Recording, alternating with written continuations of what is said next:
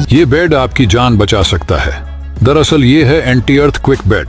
जब भी भूकंप आता है तो तब कंपन बेड के एक्सेलेरोमीटर सेंसर द्वारा डिटेक्ट कर लिया जाएगा और सोया हुआ इंसान इस बेड के अंदर घुस जाएगा। इस बेड के अंदर वो सारी चीजें मौजूद हैं जो आपकी जान बचाने के लिए काफी है, जैसे कि खाना, पानी, मेडिकल सप्लाई और बस इतना ही नहीं, इसमें फायर फाइटिंग इक्विपमेंट रखने की भी जगह है और मलबे से निकाले जाने तक वो व्यक्ति आराम से बैठ के अंदर ही कैद रहकर टीवी देख सकता है। पर इसके अंदर कुछ खतरे भी है।